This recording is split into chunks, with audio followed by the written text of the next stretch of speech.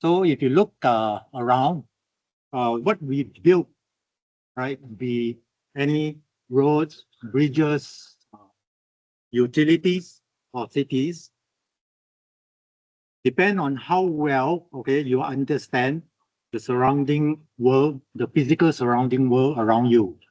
So in this session, we will look at some of the modern tools that allow us to capture the world with sub-centimeter accuracy. Then analyze it digitally and produce even digital twins for infrastructures. And then at the end of this lecture, I want you to see that 3D geospatial data is not just a mapping tools, but as a decision-making foundation for engineers.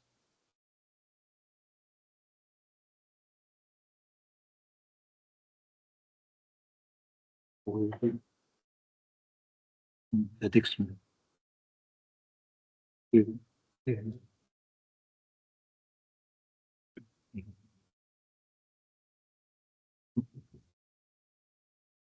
So why is geospatial matters? To think about a project or whatever that you have studied, the first question you ask is, where exactly is the place and what is on that place? What is the terrain like? So geospatial context data will give us that context. It will tell us the elevations, the physical ground features, vegetation slopes, and built-up areas where a designer, engineers can design the future structure that he wants. So in the past, okay, we rely on 2D ground survey that will take days or weeks. But with the new modern technology, this will cut down the duration to probably a couple of days. These revolutions in data correction means that the design can be faster, reduce rework, and make safer data-driven decisions.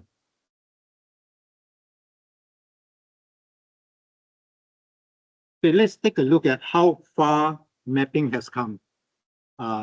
We have started off with 2D survey, basically using total station GPS data to produce terrain contour.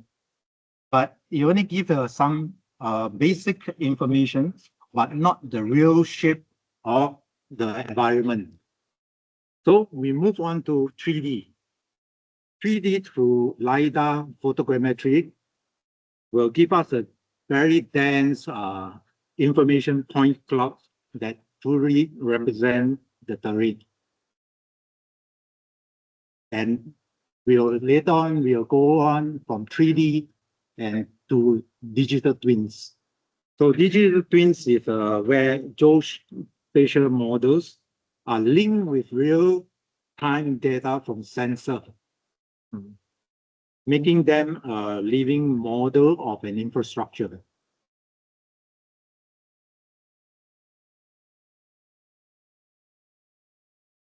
So, no.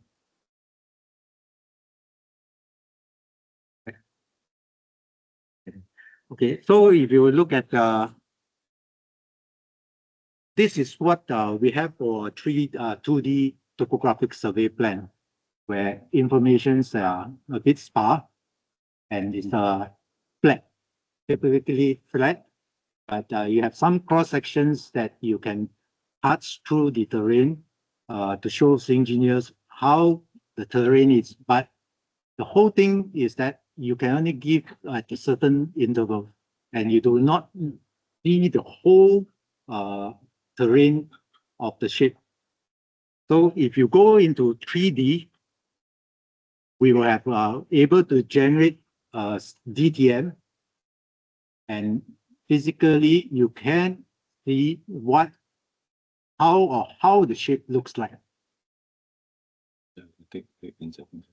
So actually, this is one of our sites. It's actually behind Furama Riverfront Hotel.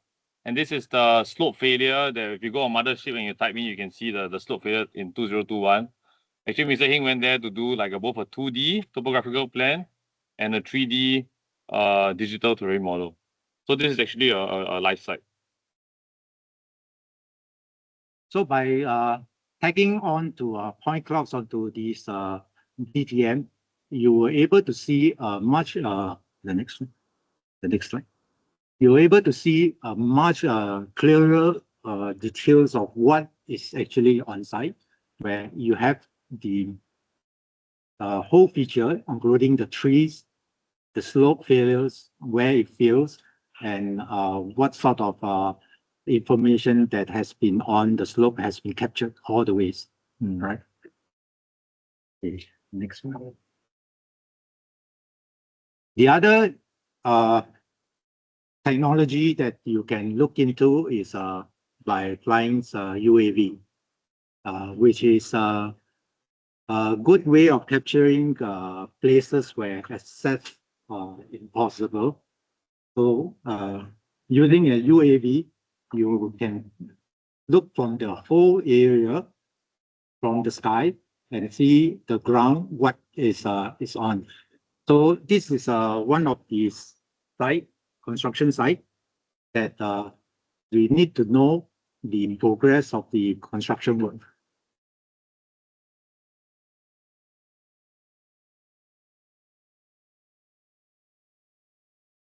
So you can see with the UAV, actually, once you get your clearances from CAS, when it goes to a very high elevation, you can see the far view of the site, and you can start to see the shafts of the construction, how they carry out the construction and the progress of work.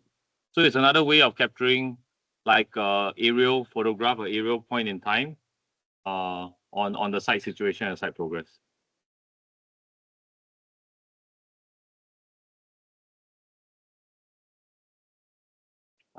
No. Okay, we talk about digital twins, and I think this is a very new term to everyone. The imagination is that we always thought that it's a photograph as against what the geospatial data.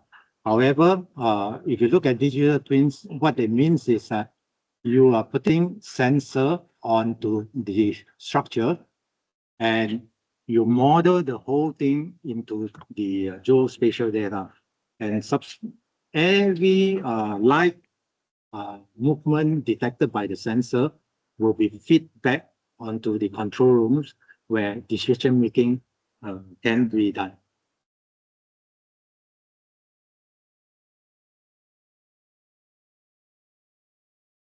Okay, the technology we are using depends on the skill and the precision that we need. So we have a few type of technology. The traditional survey, which is the total station and GPS. I think I presume your earlier class have taught you, the lecturer have teach you how to use the total station and probably the GPS. However, the disadvantage is that the collection of data is very sparse. So it's actually good in term, if you use total station and GPS, it's actually meant for collection of control points where it's you need a lot of accuracy. And for the other one, UAV and LiDAR, the cloud corrections, the data collection is very dense. However, the disadvantage that we have here is we have a lot of heavy processing. So you need a very powerful computer to process all the data that you have been collecting. The next one is the digital engineering era, which is currently we are moving towards that direction, where you have BIM, GIS, and sensor. to create, excuse me, create a live 3D model. But the cons is that the integration is very complex. So you need a lot of engineering factors. We need electrical engineers, mechanical engineers, civil engineers, and probably architects, everybody to be involved. So I'm not sure how many of you actually have worked with 3D mapping softwares. Actually, when they scan, you have like millions of data points. So most of it you don't actually use. You have to sort of like erase it and take time to take away the noise and take away the, and actually what Mr. is trying to say is that it's fast to capture the information. At a snapshot, you can take a lot of information at one go, but you end up spending hours in front of the computer trying to clean up and post-process the image so that we can use it for computation later on. Okay. So for the next probably 1 hour or so, we will cover topics like fundamentals of 3D geospatial and the coordinate system, the acquisition, and we'll look at the processing, modeling, and probably some of the applications that survey engineers will be involved. And we also look at the future trend and what is coming up for the future. Let's go to the next one.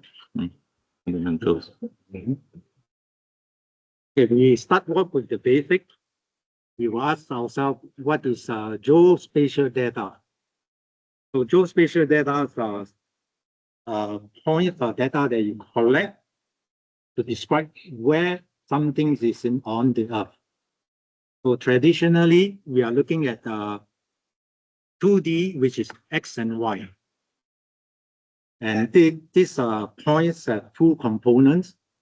We have a spatial components to tell you where are these things, and then we have the attribute, which is tagged to it, that what are they. So to have a 3D geospatial data, you will add in the Z value. So Z is the elevation, where you will combine everything and you have a sort of representation of a 3D space in space, a point in space. So this 3D dimension actually is very crucial to civil engineers, because many of the problems that are faced by civil engineers in the determining of slope, cut and fill, drainage, all this depends on the Z value. So Z values play a very critical part in the studies of for engineers.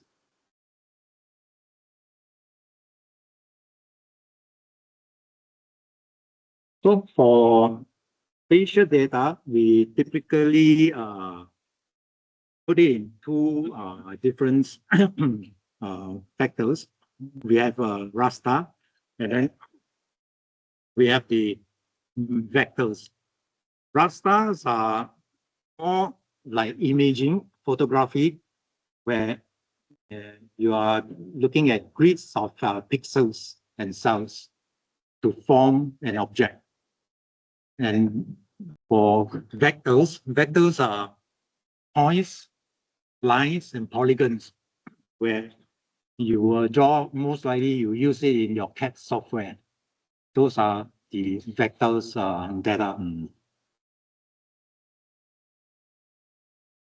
This is the examples of, if you look at the left-hand side of the screen, it's just a simple vector image. And on the right, you will see aerial photography taken above the campus. And this in raster image, we call it raster image. So raster image, if I were to zoom it up to much closer, what we mean raster image, you have rows and columns pixels forming having attributes of the Z and reflectance value on this to form an image as just like a photograph. If you look at it.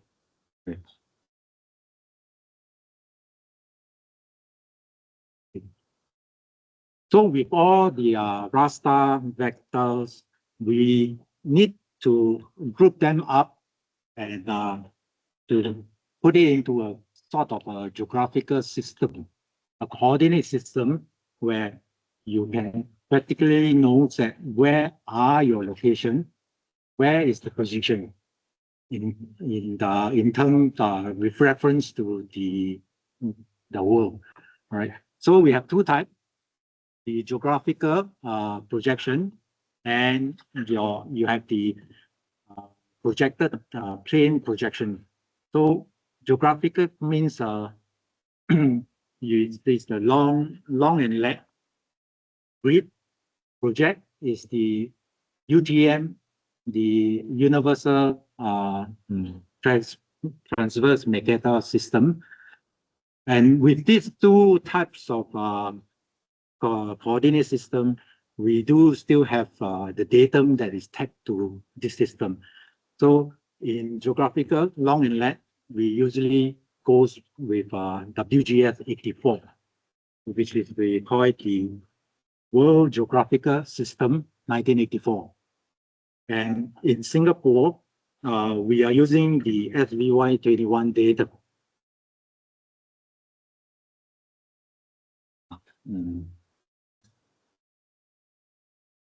So if you look at what we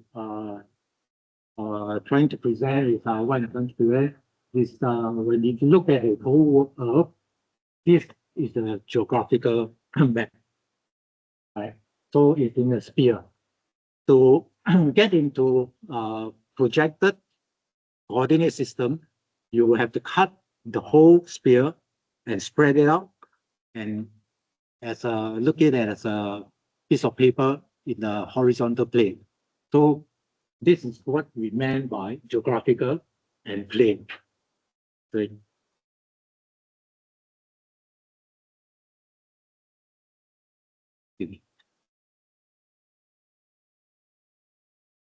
So this is we.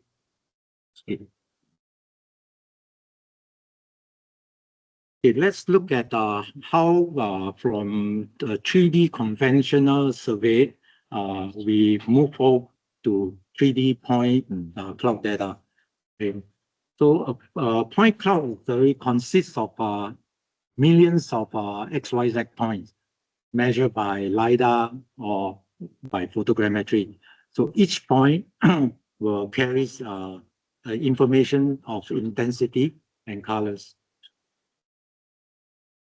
Right.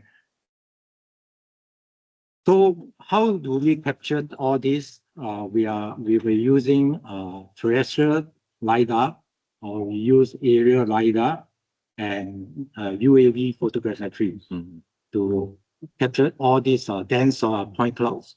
And the output format is generic file of E57 plus XYZ and or PTS.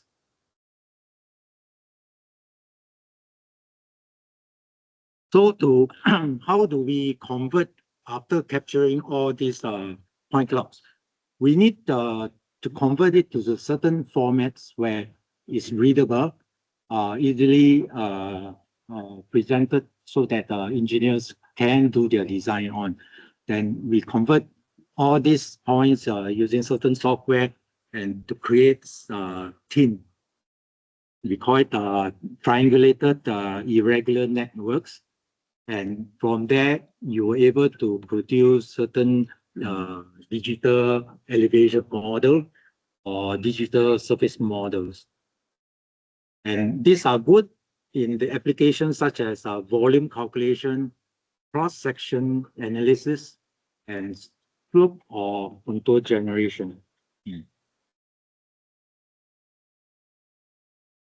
So if you look at what is thin, thins are a lot of triangles from the XYZ point that has been captured. So every point we have certain values. So they will start to join each and every one together to form some triangles. That's why we call it the word triangulated network. And if you were to click a certain point between this line, there will be information calculated on that line. So I think the basis of most of the 3D models and especially the digital elevation map is based off this concept of the triangulated irregular network. And actually each and every point is linked together by a line. And the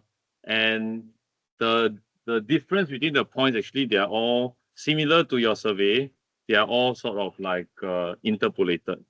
So then you can get like a very dense network of additional data points to produce like a high resolution map later on.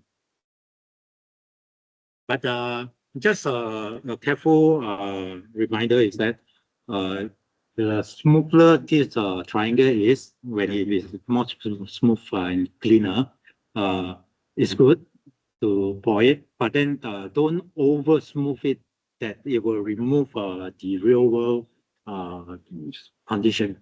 So for instance, if you smoothed it to too smooth, then you will not see any hill or this valley, right? It becomes a flat, almost a flat surface. So try not to smooth it until to an extent, right?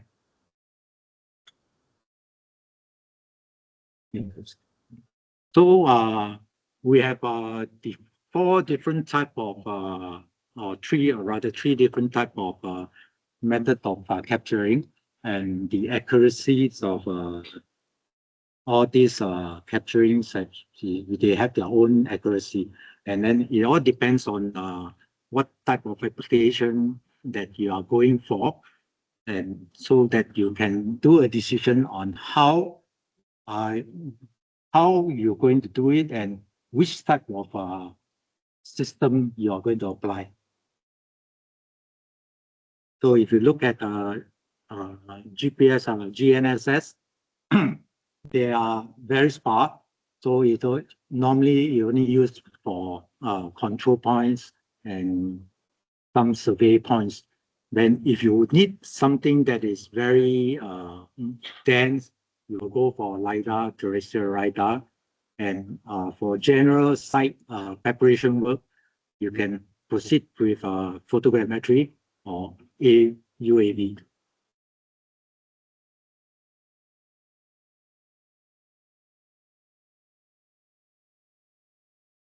So let's look at the overview of this modern mapping technology.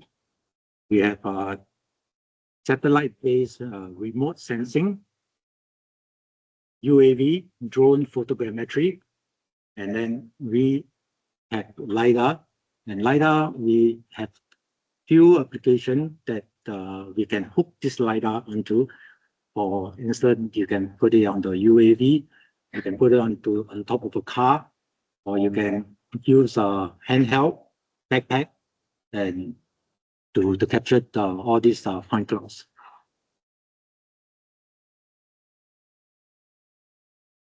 So to compare the technology is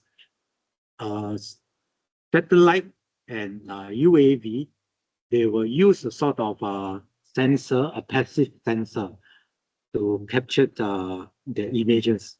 While LiDAR is using an active sensor technology. So what is a passive platform? So passive means we use natural ambient energy, such as sunlight, right, to capture the surrounding. And active sensor means they will emit their own energy, a pulse energy, and detect the reflected energy back to where the sensor is. Right? So if you look at both scale, they have their advantage and disadvantage. For satellite, you can cover one goal, you can cover kilometers of square meters.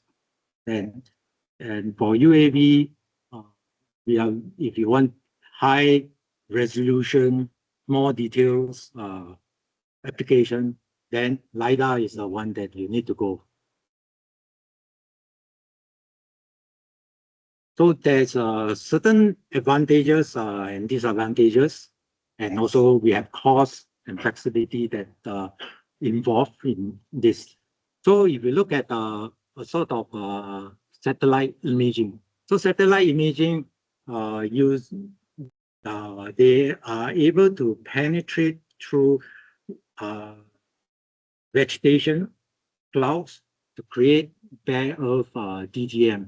But of course, it's not using the passive. They need to use the active sensor, right? And for UAV, we are very flexible. So UAV can be anywhere that you can use, right? Without any restriction. Of course, in Singapore, of course, there are permits that you need to apply before you can operate. So if you see satellite-based mapping, we talk about satellite. So we have sort of remote sensing using passive optical imaging, and then we also use active, which is using radar, right? So some of the provider, international provider, we have Maxtor, we have Planets and Airbus that if you look into your Google Earth, you probably notice that Airbus is the provider. So the output will be DTM autophotos, right? So, however, the resolution is very far apart. It's in terms of meters rather than millimeters. So these are it's good for satellite based. It's good for large scale planning, especially like flood analysis, then terrain modeling. So if you look at differences between opticals and radars, satellite radar, opticals sensing, they use this passive system that you base on sunlight to create imaging. It's just like your photograph, your camera. So your camera depends on lights to capture the images. So it's actually it's a passive system, right? So the whole thing is actually restricted by time of the day and by the atmospheric cloud. So radar will be a better solution if you want to capture more details. So they are using microwave pulse, which allow images to be captured irrelevant of atmospheric condition and or even vegetations. So radar can really penetrate right through onto the ground. So some of the high intensity radar were able even to shoot all the way down to the soft ground until they hit the hard ground, hard layer of the earth. Right. So looking at this satellite imaging, so if you are using optical image, if you look at the dark side, those are obstructed by the clouds. So your signal, the signal will not be reflected back to the satellite to capture the image. Well, if you are using a radar, a pulse, a microwave pulse, this microwave pulse will penetrate through the cloud and with the vegetation and all the way down to the ground. So it will reflect back and the satellite sensor will capture all the details. So a better picture for you all to understand passive and active. So he put some much clearer one. Hopefully you all can understand all this, right? If we use UAV drone photogrammetry, we are using that for 3D reconstruction, right?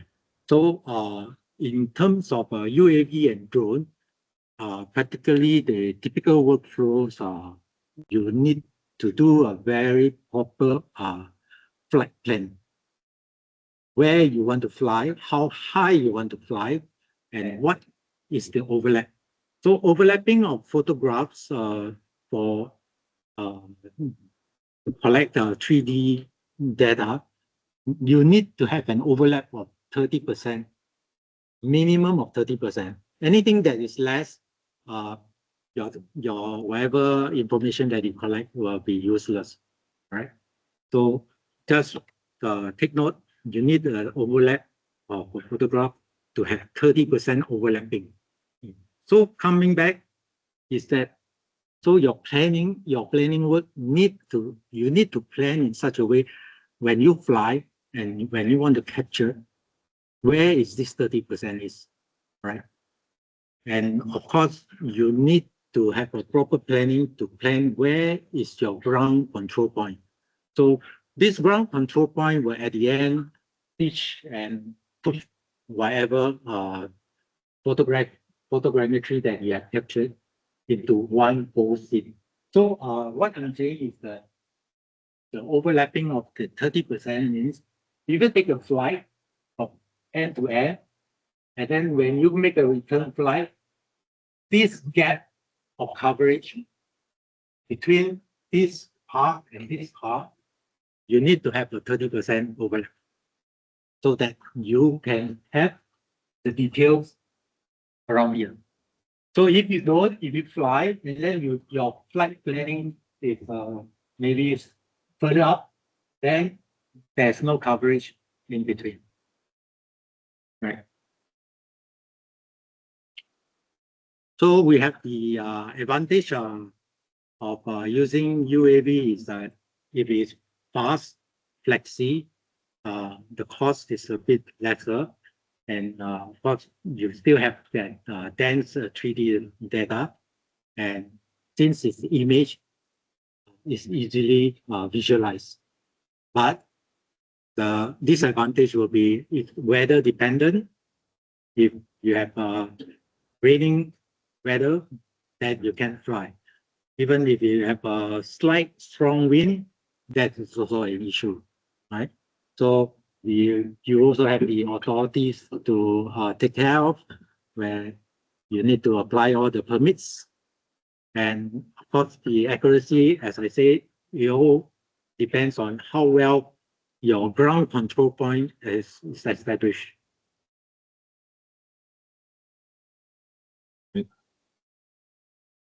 So we look at LiDAR. What is LiDAR? So LiDAR stands for light detection and ranging. So how this LiDAR able to tell you your X and Y, right? So the measurement is actually they are pushing a sort of laser pulses in every second from the sensor, and they will collect back what is been reflected from the object back into the sensor, and they will use the formulas of the distance, which I will later, they will, when you're applying this distance, the formula, the distance, the speed of light will multiply by the times of elapsed and divide by 2. Why you divide by 2 is because you go first time, you will hit the object. Then from the object, it will reflect it. So you need to divide by 2, right? So this will determine the distance, the length from the LiDAR equipment to the object that you want to measure.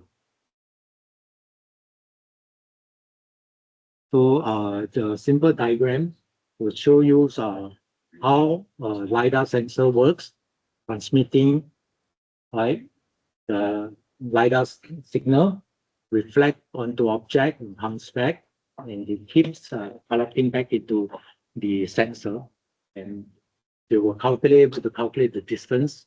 So with the distance and with your sensor, your LiDAR sensor, which is having coordinates, has been coordinated.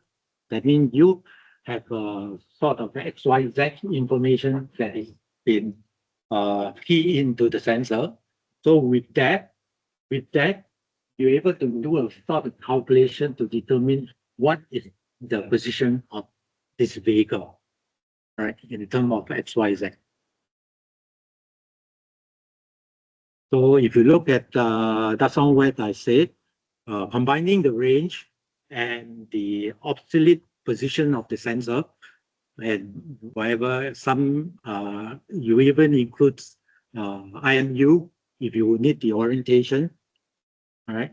You were able to achieve a precise XYZ coordinates then of the point in that environment. So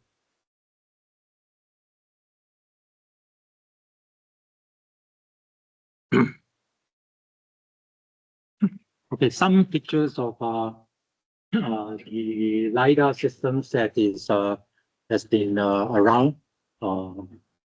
We have the handheld, and this is where this is the high-end terrestrial, which is sitting up on a tripod. And we have a backpack, a mobile backpack for indoor, where you just walk around. Even in this room, you just walk all over, and they will capture all the details. So we have UAV, where UAV you can mount where camera, or you can mount a LiDAR system. And of course, we have that most expensive mobile system that you are capturing roads, long cross countries terrain. So You got the cost of something like that, roughly. Like different things, just around. okay. The cost of that is more than $1 million. Right? This cost is more than $1 million. This cost is about 150. This is coming down because the market is flooded with a lot of handheld. And probably you can get it about 20,000. Right? This is an expensive one. It's about 150. That is about 200.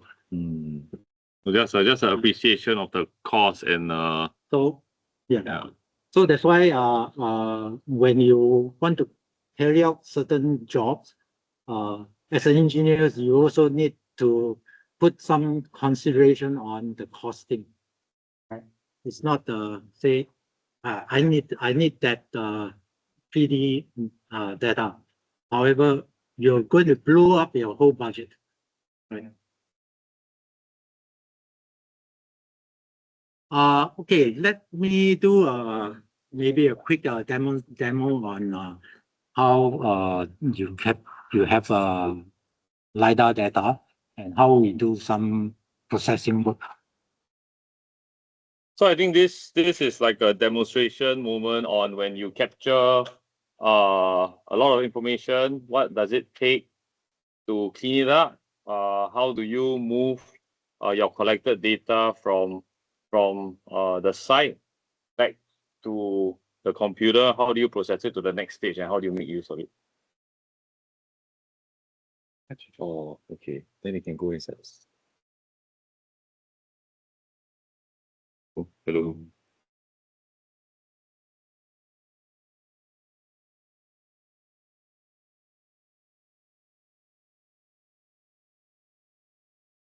Okay, this is one of the real work project that we are now currently being involved with a contractor, and we are asked to do some 3D mapping so that they can do some studies on how to do their construction work. So if I were to put up all these are the point clouds, LiDAR captured point clouds. You were able to see that there is a complete mesh, I mean a cloud, and to visualize, you're going to have a bit of a problem trying to visualize if everything is in the same color. So I have already do some segmentation, cleaning out of the noise. What we call noise means when you are doing the capturing, you have people walking past, you have car moving here and there. Those are the noise which are unwanted in the capturing of data, right? So we need to clean out all these noises, and before we do some registration, to combine all the setup, all the clouds into as one whole model. Yeah. And of course, when you put it in, everything what we have is only we have intensity, and we have intensities, and we have some others attribute that is tagged to the point. So we need to do some classification. So by doing classification, we has already split up over as building, ground, okay, some fire hydrant here, trees, and lamp posts. So and we have also do some colorization for better visualization, right? So if you look at how you can play and view what has been captured on site before, as an engineers, to prepare what you want to plan and what you're going to do, all right, with the site here. So let me, okay, I off the building. So when I off everything, right, I leave only the ground. So the current ground, you can see, all right, for this ground is, of course, it's not that type of slopey ground. It's only a flat ground, right? And for the engineers, they will not look at it. Okay, since this is a flat ground, so I have some staircase, some railing here and there, but I want to know what other features that is there here. So you can have lamp post, you can off it, on it, and then you can even on the utilities, which is the fire hydrant, and of course the trees. So with all this data set, all right, it's much easier for an engineers or QP to plan what they're going to put, where they are going to put their design. For instance, all right, I have this design structure, right? So this design structure will comes from your guys as an engineers or architects, that you say, look, I want to put something here. So what are the things that is obstructing me, right? So we know that, oh, you have some lampposts that you need to remove. You got an electrical box here that you need to remove. And probably you do have some trees that you need to chop. So these are the decision making where if you have sort of clouds over. So I think how an engineering company uses some of these survey information is that once the surveyor goes down on site and gives us sufficient enough resolution to work with, and then that's when we start to do our feasibility study. Say we need to construct a structure here, what are the things that we need to move out of the way? What are the costs of some of these diversion of the services and diversion of the lampposts? And actually, after we take it out, do we have to reinstate it back after we're done? So I think most of the time, a lot of the decision making is actually brought back to the office to be discussed and mapped out. So I think we use this very often to get like a client's approval before we go to the next stage of design. And having information like that actually helps to move the project forward very quickly. Yeah.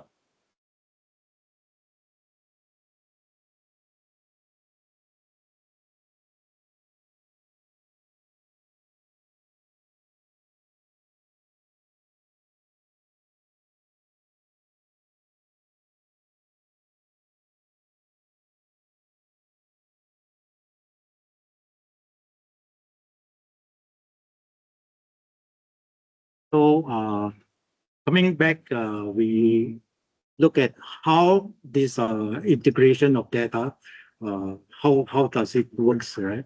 So we start out with data capturing on site using the various technology, and with all this capturing of data set, we will come back. We do a post processing and registration, and also do the georeferencing to the local grids. And from there, we will do some generations of themes, DTM or surface features. So as what that's now I've put up that demo, so you can ever see that that particular clouds has already been geo-referenced. Actually, is on the actual site condition now. All right. So this is how we do the workflow where we generate all this information, and the last part is where the engineers and QP come in to do their design, do their modeling, all right, using this data set. Uh, and of course, surveyors also will use that to do their calculation.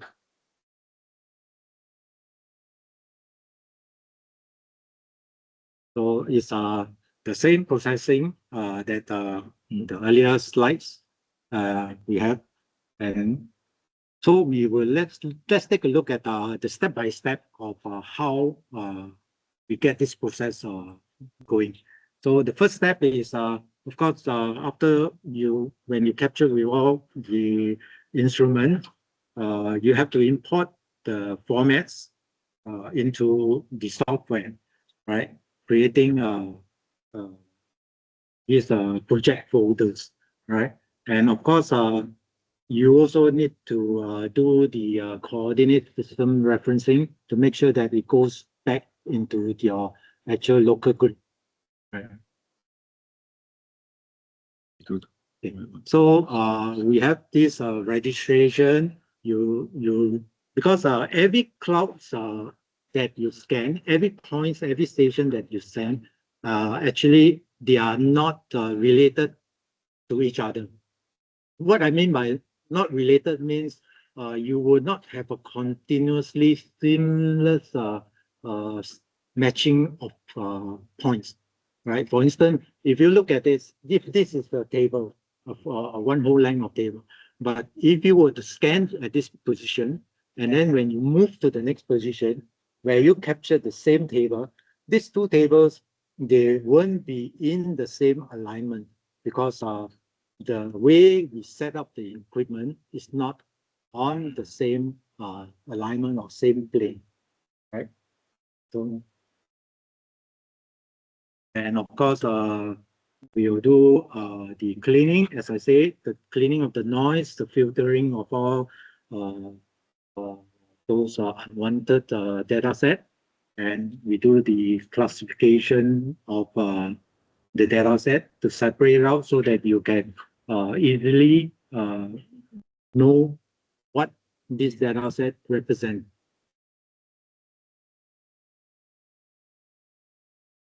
So after when all the cloud that has been cleaned, we will import it into the software, all right, to generate surfaces. So you will know that what terrain or how the terrain looks like, and whether there are gaps that you have missed out or not, that you need to go back and cover all these gaps to have a better or a complete site condition. And with the generation of teams and DTM, you're able to export it out into CADs, where designers will able to do their designing, do their analysis studies, and put in whatever structure that they want to put in. So I show you another demo, a little quick one on what do I mean by not misalignment.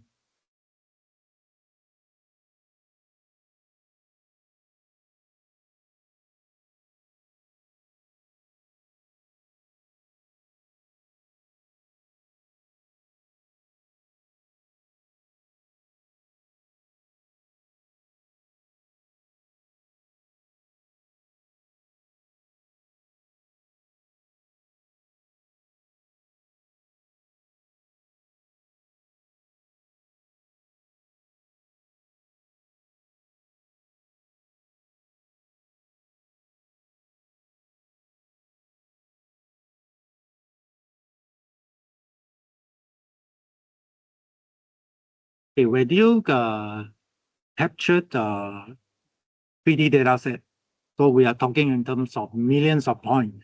At if by looking at here, these are millions of points in this one setup. So and of course these are noise. If you look at this, these are what we call noise, where the vehicles have just passed by while we are doing the capturing, and this information not irrelevant to designers. So we need to clean up all this. If not, we might accidentally click onto this information to get the XYZ. Hey, Mr. Right. I checked something. So let's say there's a white color spot behind the car. Is that captured in the 3D scan as well? White color spot in the car. What do you mean? This part. Oh no. Okay, this anything that is behind an object will not be captured, right? So that's why you will see that these are shadow, right? These are shadow. So if you have a shadow, I mean, however, because this is a moving vehicle, so moving vehicle, the next setup that you go, you will capture, you will cover this shadow spots, right? So you see, if now what I have is the first setup. So we're going to put the second setup that we comes in is Now it's nice already. Now it's all right, it's like this one. So it's at this direction where the vehicle has already left. So when we are over here, we will capture the shadow, right? So it's what could I naturally covered, right? Unless that object is stationary and then it doesn't move. So if it doesn't move, we will have an issue, right? So probably we need to come back another day, right? Okay. So doing two setup without any registration yet. If you look at here, we have two lampposts, right? Which what I mean is, if you have not even aligned, do any alignment of this, you have a mismatch. So a mismatch will be a misinformation to the designer. So you you need to do this registration. I mean, every setup, you will definitely you have to do an registration to bring both of them back in.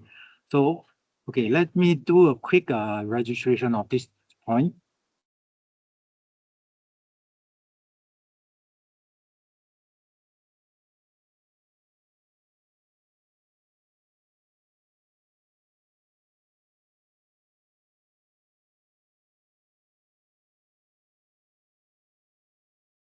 We use the algorithm of the ICP, which what it means is the closest point between point to point, right?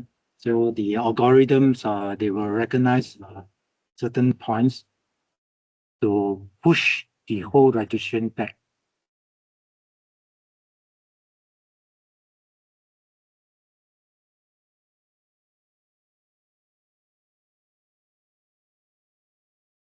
So if you look at the lamppost now, it's a single lamppost now. Right. So this is that means this stitching between setup 1 and setup 2, they have bring it all in line. So if you goes on, let's say you have a 50 over setup, then probably you need to run a cycle of it to get everything back as a single model with no misalignment, right? And I think. yeah. So actually, you can imagine that this is just a simple two scan process, one on the left side on the road, and then repeated again maybe like five or 10 meters away on the opposite side of the road. And if let's say you continue to do 3D scans for the say the HDB estates, you could be looking at like a good 50 scans or 60 scans, considering you have some blind spots, you have some corners that you're unable to scan. And later when you bring all this information back into the office for post-processing, now I think it's like pretty fast. You get like the scan in a minute. And then sometimes when you start to layer on layer and start to press the button, I think it could end up running for a long time. So I think some of these advantages of, like, let's say you're a little bit kiasu and you thought, hey, why don't I just do another 3 or 4 more scans in this corner? I go to the other corner, yeah, I just do another 3 or 4 more scans just in case. And then when you go back, actually there's a lot of information to deal with. So I think overall for surveying work in the field, a lot of it is on experience. You try to do it skillfully, with sufficient number of scans, but not too much that when you go back, you got another big headache to deal with later on. Yeah. That's why we try not to oversample. We call it oversample, right? Oversampling will be a big problem in the processing unless you have a very good PC or some server that is running super fast, right?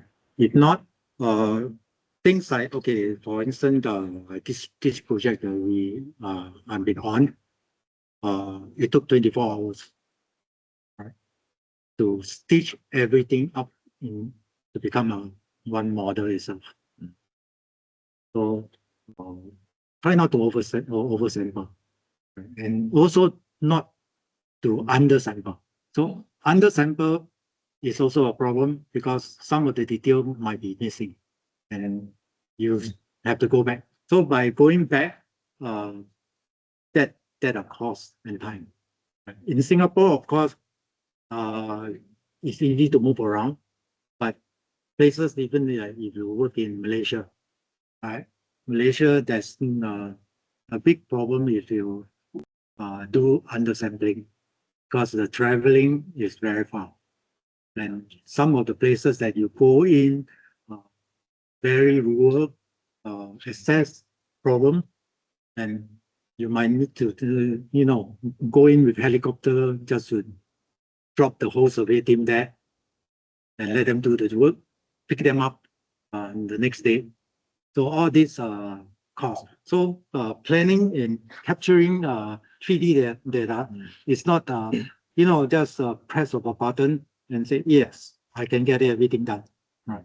But then you also need a proper planning. You still need to do some decision making to make sure that everything runs smoothly.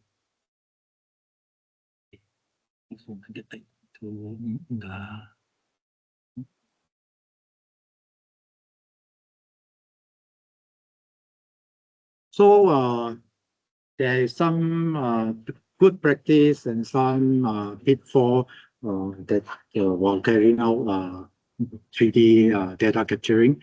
You need to have a consistent coordinate system, right? So you cannot have 2 different types of coordinate system, and then you will have a sort of mismatch of data capturing. And of course, you need regular backups. You are capturing gigabytes, probably 100, 200 gigabytes at one go. If you just put it into one computer without any backups, then anything goes wrong, it's just too bad. All right. So those misalignment scan, you also will need to take care of, not by just looking at the point clouds, but sometimes very minute this misalignment do happens, right? And which you are unable to see, right? So as I said, also we try not to over smooth the surface because as engineers, the terrains are the most critical part in your design, right? To smooth it too much, then it will not deplete the actual condition of the site. So let us summarize from the capturing of raw data to engineering service. We captured using sensors, then we do the post-processing, and we move into CAD to do the topography or do the modeling. So we were able to have some clean and accurate 3D service, which will enable the engineers to do their design work. Okay, we look at some of the application in engineering. Right? Why does it matters? Right? That we need 3D geospatial information. Okay. 3D mapping is not just some 3D point clouds, some animation that you know, the games that they are playing, right? So because for engineers, it's to turn whatever been captured into design intelligence, right? Improving the precision, and then you reduce your rework, and of course, enhancing the safety. So in this section, we will try to see again UAV, LiDAR, and 3D modeling workflow that powers the civil engineering application. So we have generally engineers probably are involved in highway, road design, infrastructures, right? And with UAV, mobile laser scanning, this will be a benefit to engineers where you have a rapid topo survey. You can have accurate DTM for your corridor design. And then, of course, you can even visualize the existing route where you can do your interchange connection, right? Or so forth. You're saying this one is the $1 million one, the one that's more on top. Is that that's the one, right? Yeah. That is the $1 million. But of course, if you were to cut costs, and but however, if you have sometimes you can do using the backpack as a form of exercise, where you walk about 10 kilometers, right? With triple mode, I think we say we look at about 10 kilo, 15 kilo. For the meal, I think no issue. You all been to NS? Of you? Nobody? Still not in the NS? Huh? Are you all in the NS? Have you finished your NS? So I think shouldn't be any problem carrying a backpack of 15 kilo, right? No, huh?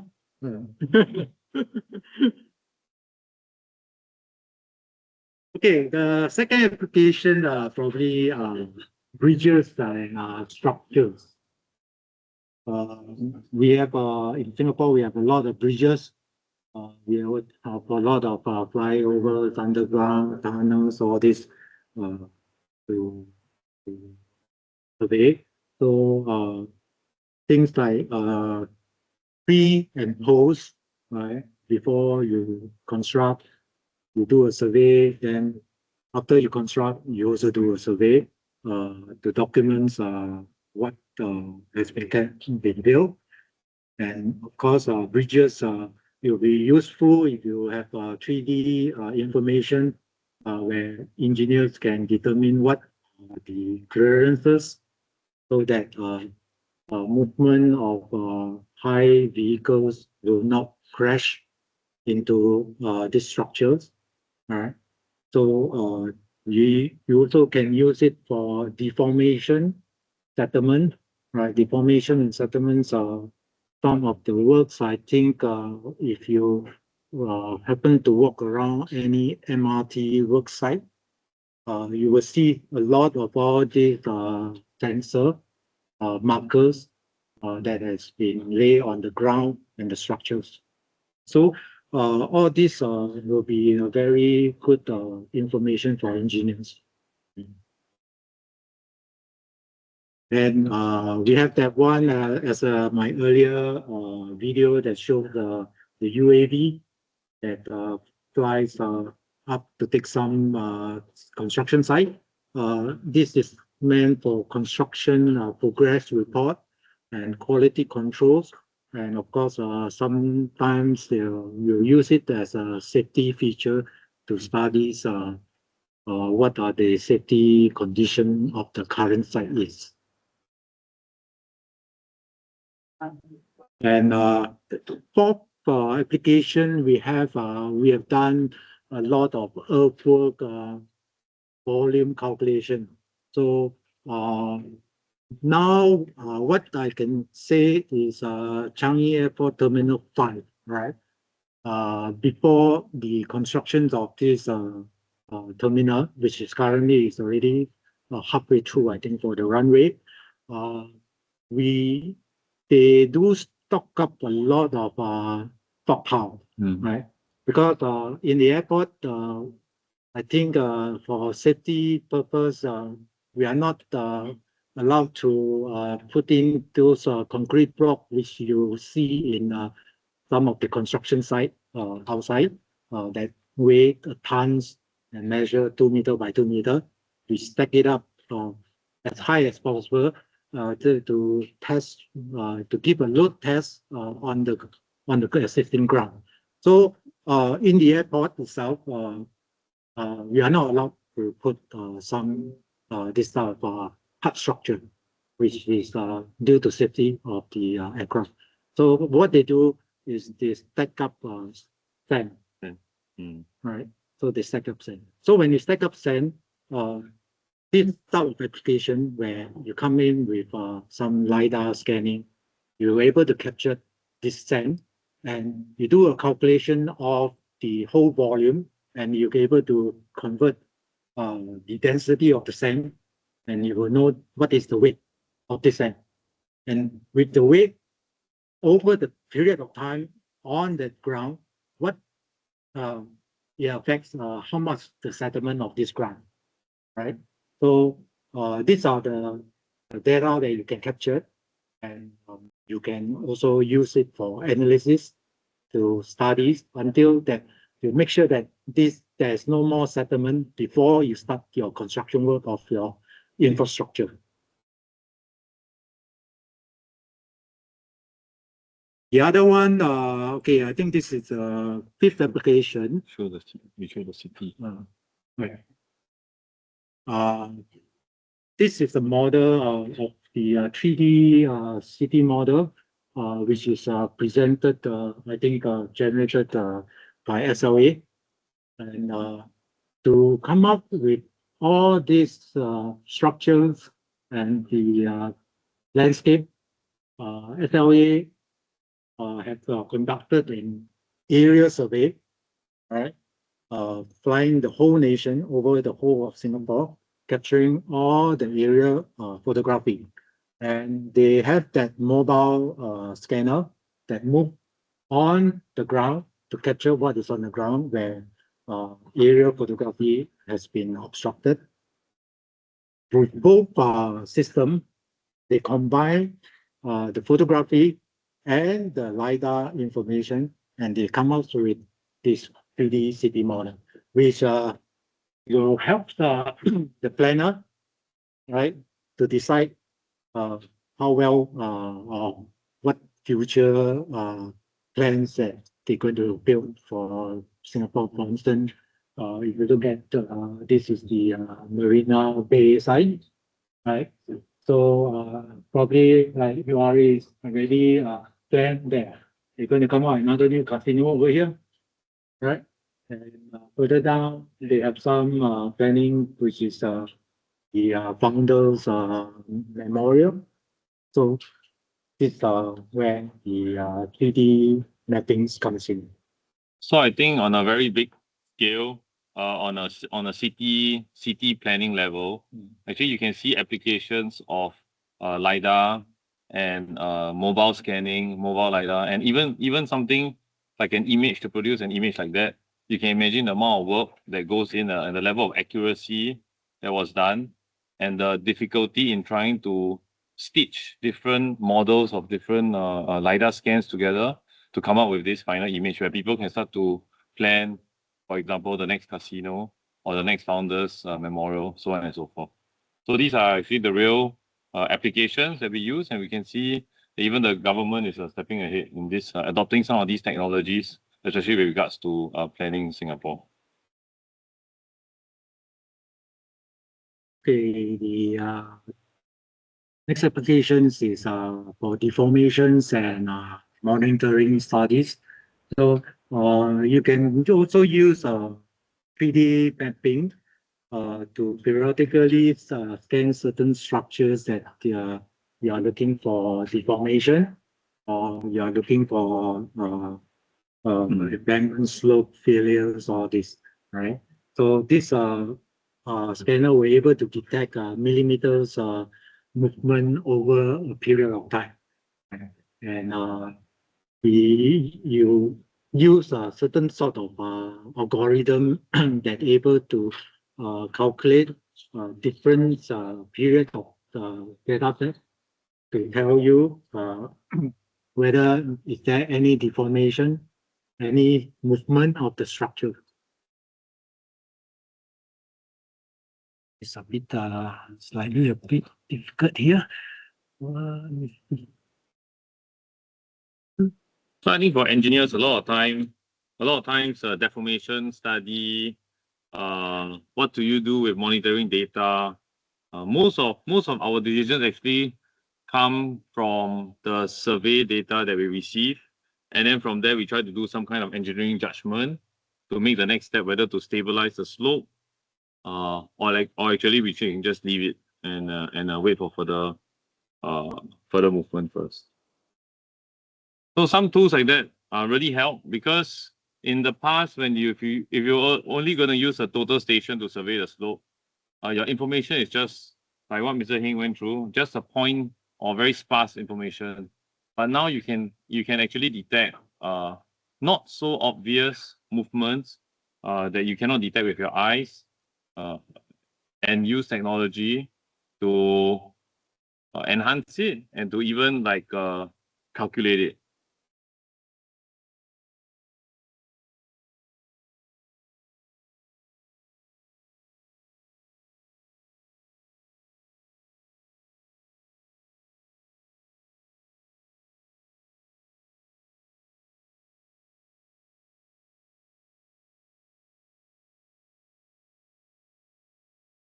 Okay, this is just for studies, right? It's not a project. We just need to understand whether in this algorithm, how does it tell us that there is changes to this stockpile over here, right? So we have an initial stockpile that is in this shape. So over the period, because there are movements, the stockpiles have been moved out of sight, right? But then we need to know how much is been moved off, right? Then when we come in a quarterly time, which is 3 months time, we found that the shape has changed, right? So physically, of course, I'm showing you this now is because I'm just trying to show you what is the difference. But in terms of if you do monitoring, of course, you will not see the whole thing from a big shape to a small shape, because the movement probably is in millimeter. So this is just a sort of a presentation to show you.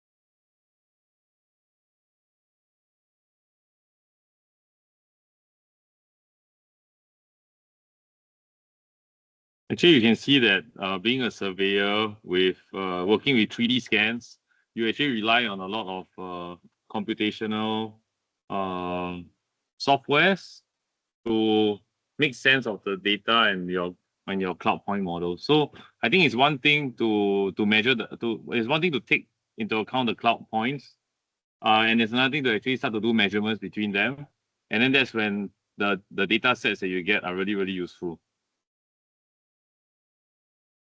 So actually, this is the gray one is. So using the algorithm, we are able to calculate between the two surfaces, what is the difference, right?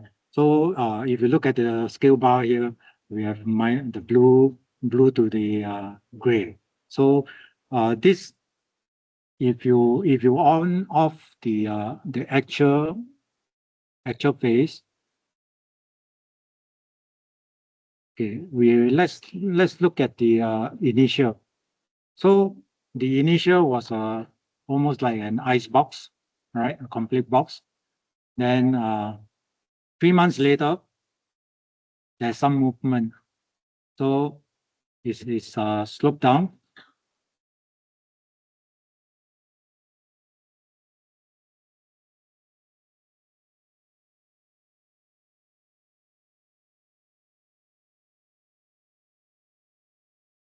Okay. So 3 months later, some of this portion has already been gone. So if you do using the algorithm of M3C2 algorithm, what they will show you, they will going to tell you that the gray part has already been removed, right? The green up to the 0 figure, anything that is below that is not being moved, but towards the blue, there is some uncertainty. So this is how the algorithm compare between two surfaces and to tell you whether is there a movement or is there no movement, right? So even the calculation also will put some gray area telling you there is some uncertainty that probably due to some noise that is not being cleaned off, right? Which is not the actual material that we have captured. Probably somebody that walked past or some machine that moved over while we are capturing.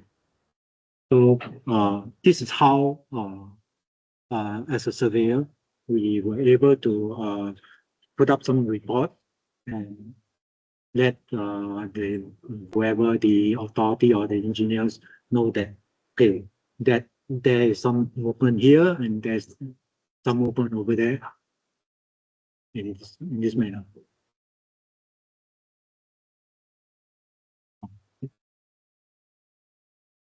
Now,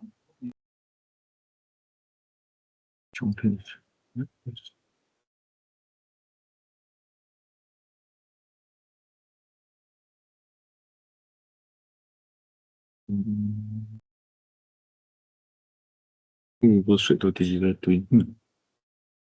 okay, we have been talking about the technology using the primitive way, then we move on 2D to 3D. So we come back now to digital twins. Okay, what is digital twins, right?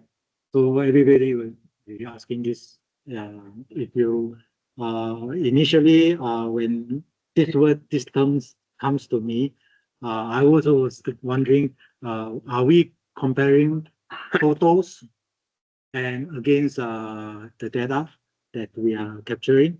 And I was wrong. Okay, I was wrong. Right, digital twins means it's a virtual representations of your object. Okay, there's a system, a process that you put on some sensor, and this will be continuously updated with real-time data, and it feedback from the real world, all right, from the real world counterpart to all this sensor, and you will feedback into your this 3D data that you have captured, right? So what you have here now is that you will able to distinguish if you put up this not this. Right. I can- go back. Yes.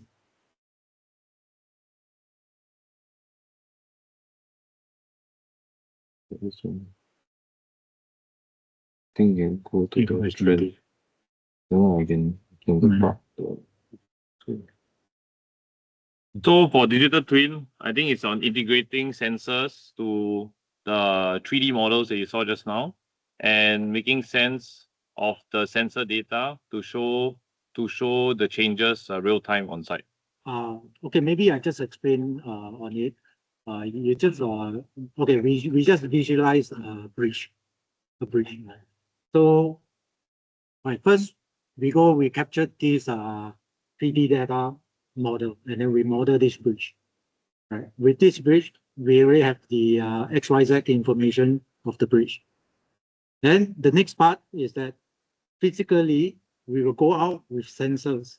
So with sensors, that means we will attach all these sensors probably underneath the bridge or on the pillar of the bridge. Right. So this sensor will capture, for instance, if there is human movement, we have a lot of human movement on this bridge. And this is probably is a suspend bridge, right? So there is a sort of vibration on the bridge. So the bridge will be shaking. So this sensor will pick up all this data of the movement. That means the shaking movement of the bridge, right? And how it sway, right? How it sway and how it move up and down.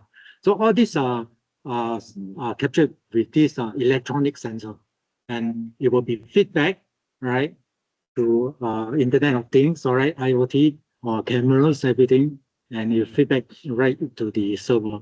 So together, combining with the 3D geospatial data, you were able to detect, all right, or do a study, the engineers were able to do these studies, whether if, if the movement of this bridge carry on at this amount of shaking, will it be safe?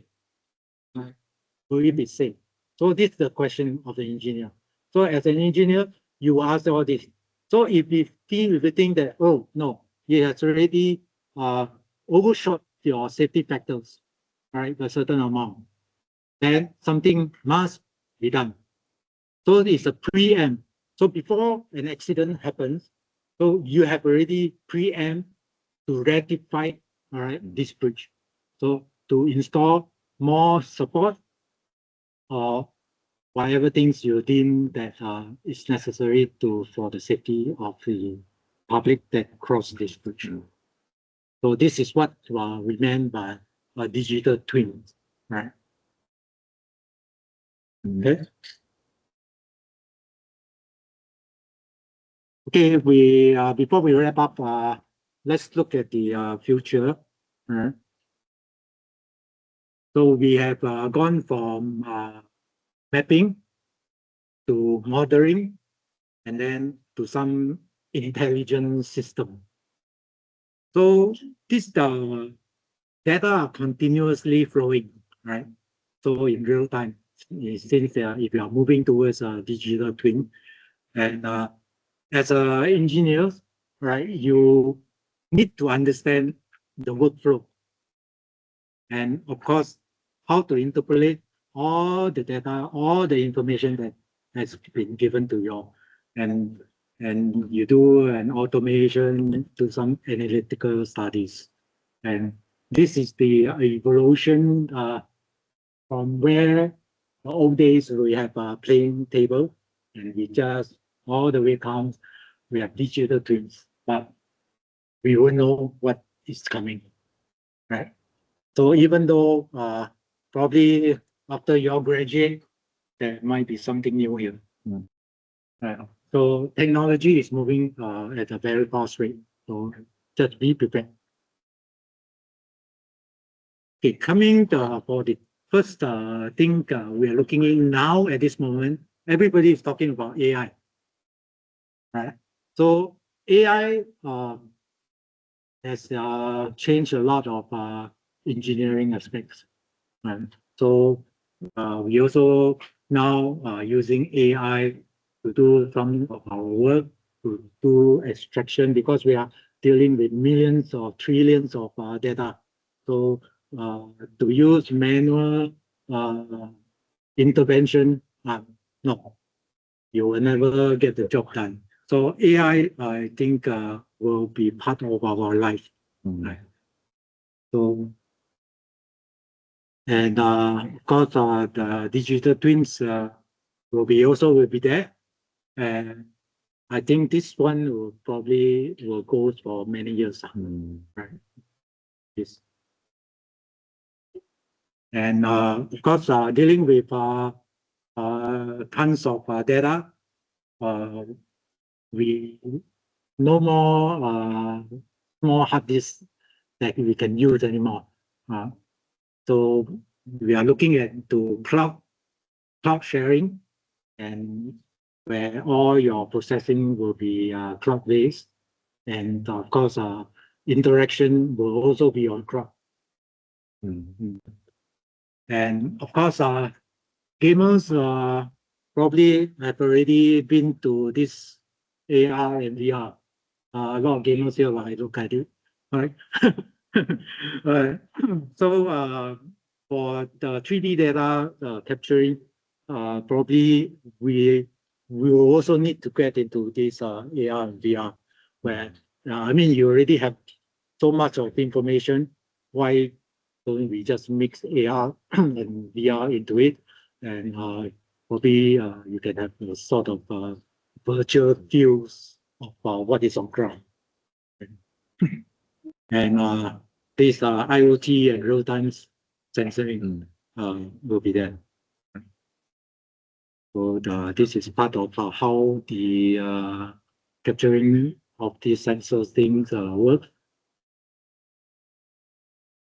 Okay, so what is the future role for engineers, surveyors? Engineers, surveyors, we probably are decision makers, right? But we also need to discipline ourselves, right? To have some ethics in the data interpretation, right? So it doesn't mean that we have beautiful visualized point clouds or whatever information coming in from IoT, right? We neglect our ethics. So just keep to that. So let us just a quick recap. We have touched on the fundamental, how the acquires data, and processing, modeling, and the application, and of course the future that we'll see what is coming. Right? Okay, final thought. Just stay curious, all right, for you guys, all right? Stay curious and be adaptable. So change to the new environment. Of course, don't keep on sticking to the old-fashioned way. Right? There are more things that will be involved, right? So it will be a very bright future for you guys, all right? We are ready. For me, I'm over the hill already.